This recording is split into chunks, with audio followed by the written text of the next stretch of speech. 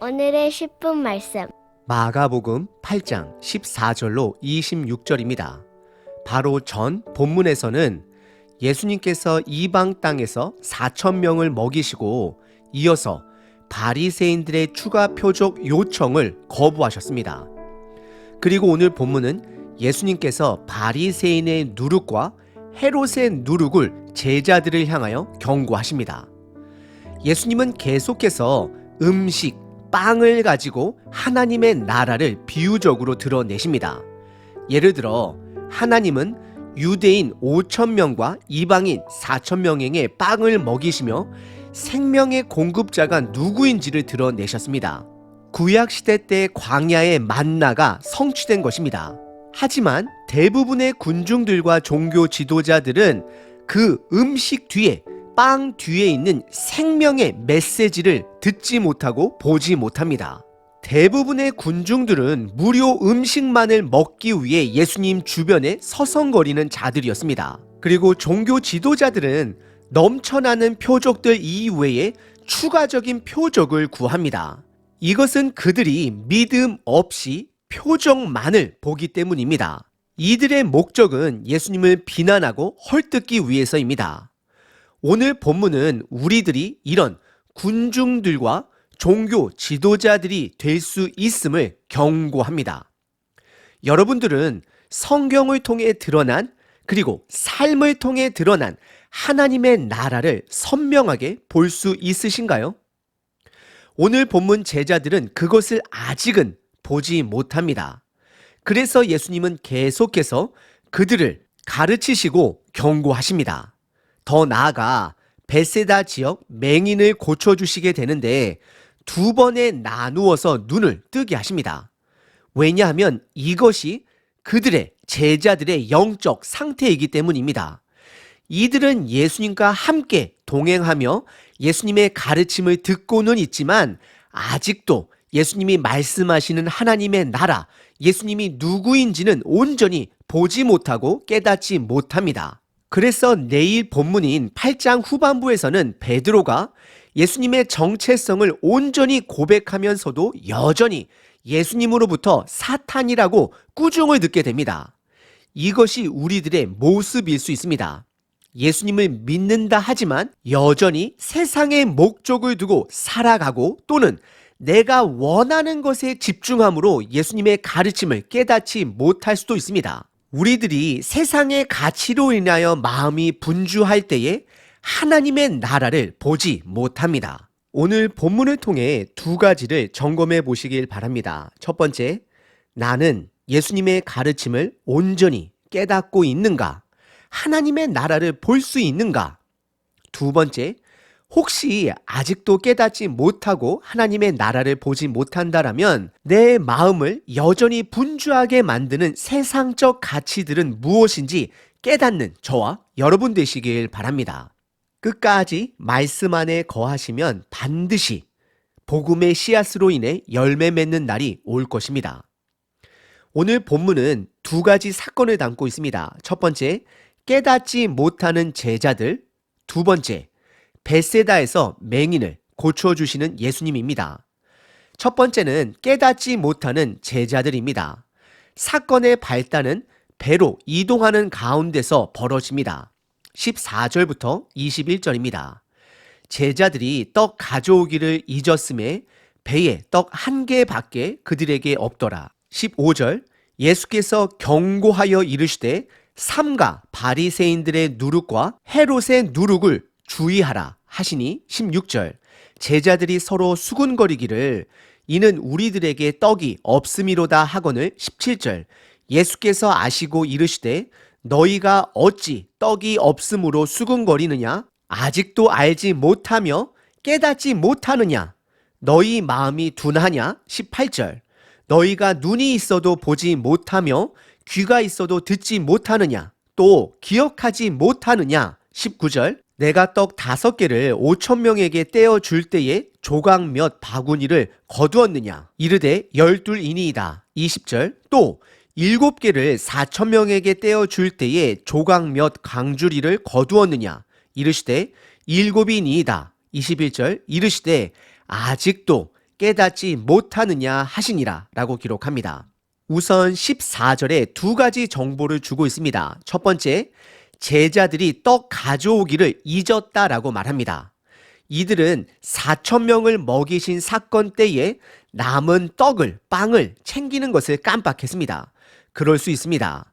그리고 두 번째 정보는 떡 한 개밖에 없다입니다. 여러분들이 이런 제자들의 상황이라면 어떻게 반응하시겠나요? 두 가지 상황으로 예상해 볼 수 있습니다. 첫 번째는 마음이 분주한 상황입니다. 스승의 음식을 챙기는 것은 제자들의 자세인 것으로 복음서 전반서를 통해 확인해 볼 수 있습니다. 예를 들어 예수님이 사마리아 지역 우물가 여인을 의도적으로 만났을 때에 제자들은 음식을 구하러 마을에 내려간 상태입니다. 마음이 분주한 제자들은 분명 떡을 챙겼어야 하는데 막내나 음식을 담당해야 하는 자를 마음속으로 탓했을 것입니다. 이것이 우리가 노력하지 않으면, 깨어있지 않으면 자동적으로 몸에서 나오는 육신의 반응입니다. 아담과 하와가 죄를 범한 이후에 자동적으로 몸에서 나오는 그 반응이 바로 남 탓입니다. 그리고 두 번째 반응은 예수님의 사건을 떠올리는 것입니다. 예수님은 5,000명, 4,000명을 먹이신 분 되십니다. 그러면 제자들은 혹시 그들이 깜빡하고 떡을 챙기지 않았다 할지라도 음식을 공급해 주실 수 있는 예수님을 신뢰해야 합니다. 하지만 한 가지 더 생각해 보면 예수님은 개인의 이득이나 목적을 위해서는 표적을 단 한 번도 사용하지 않으십니다. 그래서 제자들의 마음이 더 분주했을 수도 있습니다. 예수님은 그런 상황 속에 15절에 제자들을 향하여 가르치십니다. 경고하십니다. 두 가지 누룩을 조심하라 말씀하시는데 바리새인들의 누룩과 헤롯 왕의 누룩을 주의하라라고 경고합니다. 바리새인은 율법의 대표자가 되는 자들이고 헤롯은 그 당시 권력, 정치의 대표자가 되는 인물이 됩니다. 그런 자들의 누룩을 조심하라 경고한 것입니다. 그러자 16절의 제자들은 예수님의 가르침을 깨닫지 못하고 분주한 마음 가운데 서로 수군거리기를 시작합니다. 그래서 그들은 예수님께 드릴 떡이 없어서 예수님이 이런 말씀을 하셨다라고 믿게 됩니다. 누룩은 퍼지는 성격을 가지고 있습니다. 누룩은 죄를 말하는 것입니다. 예수님은 종교 지도자들처럼 강팍한 마음을 경고하는 것이고 헤롯처럼 세상의 가치와 성공을 경고하는 것입니다. 우리가 예수님을 믿으면서 이 땅에서 잘 먹고 잘 살고 부자가 되는 것이 목적이면 그것이 바로 바리새인의 누룩이요 헤롯의 누룩이 되는 것입니다. 그러자 17절서부터 21절까지는 예수님은 마음의 분주함으로 가득 찬 제자들을 향하여 10가지의 질문을 연속적으로 퍼부으십니다. 그들의 분주한 마음을 10가지 질문을 통해 일깨워 주십니다. 첫 번째, 어찌 떡이 없으므로 수군거리느냐? 두 번째, 아직도 알지 못하느냐? 세 번째, 깨닫지 못하느냐? 네 번째, 너희 마음이 둔하냐? 다섯 번째, 너희가 눈이 있어도 보지 못하느냐? 여섯 번째, 귀가 있어도 듣지 못하느냐? 일곱 번째, 또 기억하지 못하느냐? 여덟 번째, 5,000명을 먹이고 남은 바구니가 몇이 되었느냐? 아홉 번째, 4,000명을 먹이시고 남은 광주리가 몇 개가 되었느냐? 그리고 마지막 10번째, 21절에 아직도 깨닫지 못하느냐라고 물으십니다. 오늘 본문은 마가복음 1차 독자인 초대 교인들에게 그리고 저와 여러분들에게 여전히 세상의 가치관으로 인하여 마음이 분주하여 하나님의 나라를 보지 못하는 자들을 일깨우고 계시는 것입니다. 여러분들은 하나님의 나라를 보고 계신가요? 오늘 본문의 첫 번째 부분은 깨닫지 못하는 제자들입니다. 두 번째 부분은 벳세다 지역 맹인을 고쳐주십니다. 특이한 점은 의도적으로 두 번에 나누어 그 병자를 고쳐주십니다. 22절부터 26절입니다. 벳세다의 이름에 사람들이 맹인 한 사람을 데리고 예수께 나와 손 대시기를 구하거늘 23절 예수께서 맹인의 손을 붙잡으시고 마을 밖으로 데리고 나가사 눈에 침을 뱉으시며 그에게 안수하시고 무엇이 보이느냐 물으시니 24절 쳐다보며 이르되 사람들이 보이나이다. 나무 같은 것들이 걸어가는 것을 보나이다 하거늘 25절 이에 그의 눈에 다시 안수하심에 그가 주목하여 보더니 나아서 모든 것을 밝히 보는지라. 26절 예수께서 그 사람을 집으로 보내시며 이르시되 마을에는 들어가지 말라 하시니라 라고 기록합니다. 왜 예수님은 두 번에 나누어 이 병자를 고쳐주셨을까요? 예수님의 치유 능력이 약해서일까요? 아니면 이 병자의 믿음이 약해서일까요? 아닙니다. 예수님은 의도적으로 두 번에 나누어 고쳐주심으로 제자들의 영적 상태를 드러내십니다.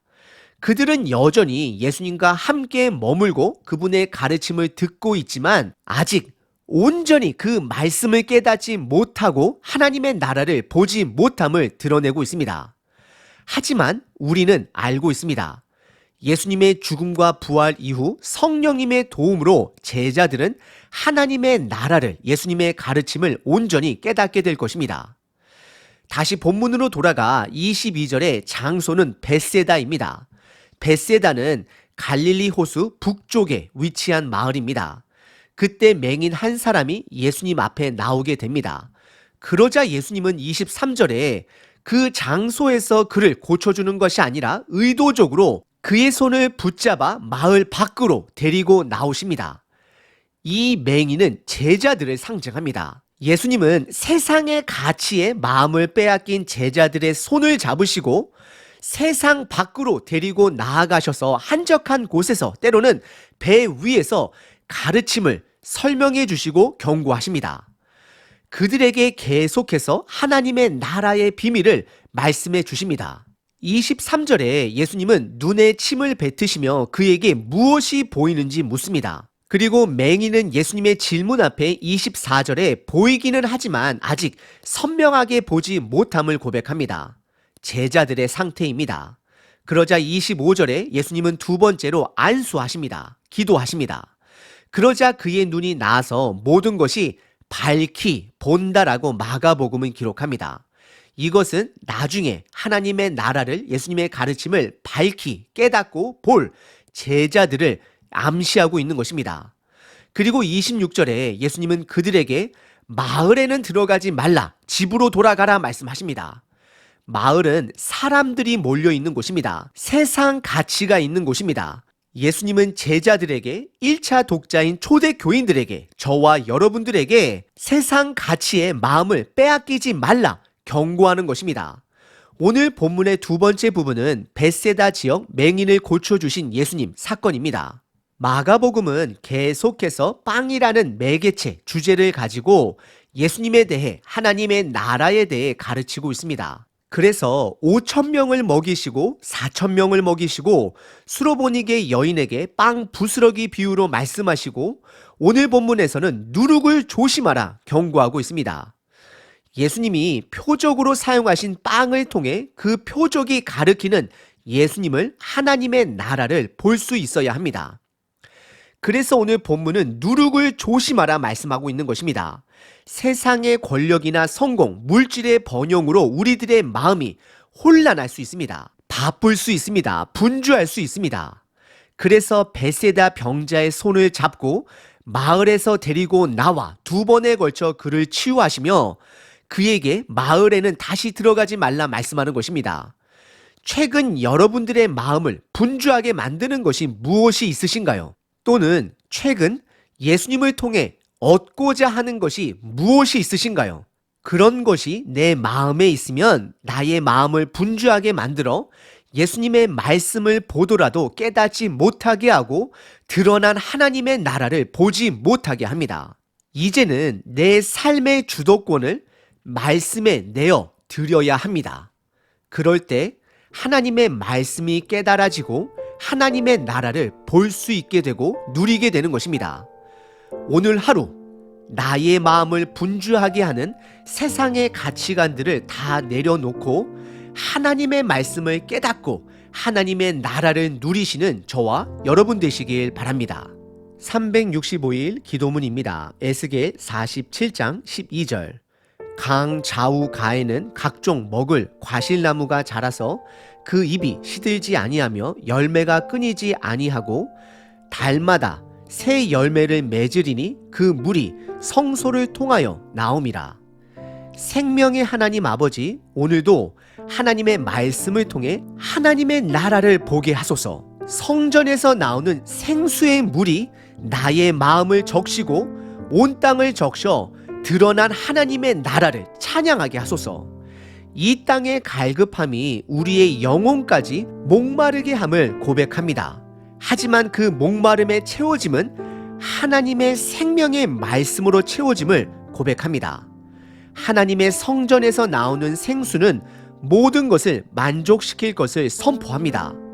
물가에 심긴 나무처럼 살게 하소서. 세상의 가치관대로 나만 잘 먹고 잘 사는 자가 아니라 이 땅에 생수의 물이 사명이 되어 그 물의 힘으로 인하여 하나님의 사명을 감당하는 한 사람 한 사람 되게 하소서. 생명의 물 대신 예수 그리스도의 이름으로 기도합니다. 아멘. 항상 기뻐하라. 쉬지 말고 기도하라. 범사에 감사하라.